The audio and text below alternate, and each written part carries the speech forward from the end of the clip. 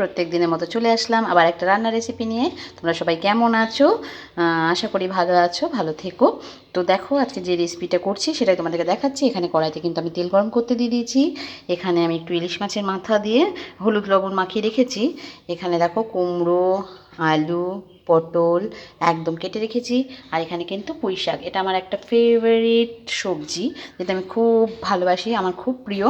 তো দেখো সেটা কিভাবে রান্না করি আমি সেটা তোমাদের সাথে শেয়ার করব। তো ইলিশ মাছের মাথা দিয়ে কে কে খেয়েছো অবশ্যই জানিও।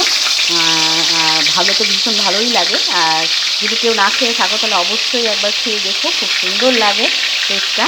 তো দেখো প্রথমে কিন্তু আমি ইলিশ মাছের মাথাগুলোকে সুন্দর করে বন্ধুরা ভেজে নেবো। তো দেখো বন্ধুরা মাছের মাথাটা কিন্তু আমি সুন্দর করে এখানে ভেজে নিয়েছি, দেখে নাও সুন্দর করে লাল লাল করে কিন্তু আমি ভেজে নিয়েছি। তো দেখো এখন এই তেলের মধ্যেই কিন্তু আমি পুঁইয়ের তরকারিটা রান্না করব, সবজিটা। তো দেখো এখানে আমি ফোড়ন দিয়ে দিলাম বন্ধুরা। ফোড়নটা একটু যেই ভাজা ভাজা হয়ে যাবে, সামান্য একটু নেড়ে নেবো যাতে পুড়ে না যায়, সেটা খেয়াল রাখতে হবে। গ্যাসের ফ্লেমটা একদম আস্তে দিয়ে দিয়েছি। তো দেখো আমি কিন্তু বেশি একদম ভাজবো না, তার মধ্যেই কিন্তু আমি এখন সব সবজিগুলো দিয়ে দেবো। আমি এখানে দিয়েছি মিষ্টি কুমড়ো, পটল আর আলু সব একসাথে দিয়ে আমি কিন্তু এটাকে সুন্দর করে এই তেলের মধ্যে ভালো করে বন্ধুরা একদম ভেজে নেব। তো দেখো বন্ধুরা এখানে কিন্তু আমার খুব সুন্দর করে সবজিগুলো ভাজা হয়ে গেছে। যতটা সুন্দর করে ভেজে নিতে পারবে ততটাই রান্নার টেস্ট আসবে। তো দেখো এখানে কিন্তু এবার আমি এখানে পুঁই শাকগুলো দিয়ে দেবো বন্ধুরা। দিয়ে সুন্দর করে কিন্তু অল্প অল্প করে দেবো আর ঢাকবো, অল্প অল্প করে দেবো আর ঢাকবো। এইভাবেই কিন্তু রান্নাটা আমি করবো, কারণ এই সবজিটা আমি ভীষণ ভালোবাসি, তাই জন্য একটু বেশি করে করে রাখবো, একটু রেখে রেখে খাবো বন্ধুরা। সবসময় তো করা হয় না, তো সেই কারণে।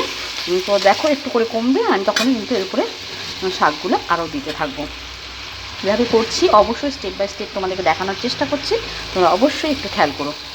তো দেখো বন্ধুরা এখানে কিন্তু আমি একদম সবজিটার সঙ্গে এখানে অনেকটাই ভাজা ভাজা করে নিয়েছি, অনেকটাই কমে এসছে, দেখতেই পাচ্ছ।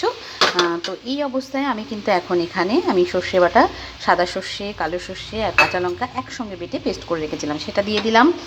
আর সাথে কিন্তু দিয়ে দিলাম পরিমাণ মতো হলুদ, আমার যতটুকু লাগবে ততটুকু দিলাম।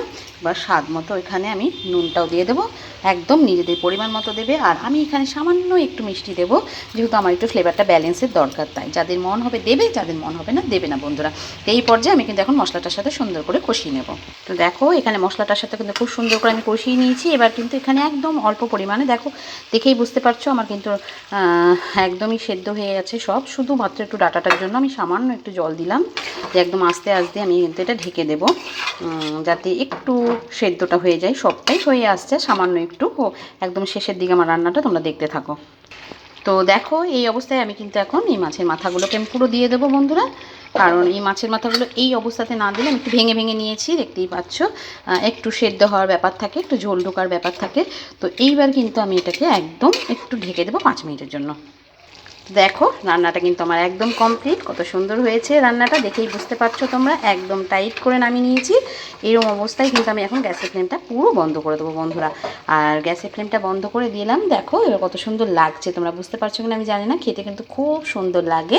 তো অবশ্যই তোমরা বাড়িতে একবার বানিয়ে দেখো, আমি যেমনভাবে করলাম।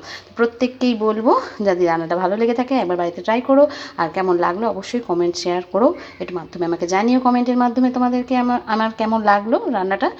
আর পাশে থেকো, আজকে যে রান্নাটা ছিল সেটাই তোমাদেরকে দেখালাম, কালকে আবার অন্য কোনো রেসিপি নিয়ে তোমাদের সামনে হাজির হয়ে যাবো বন্ধুরা। আজকের জন্য টাটা।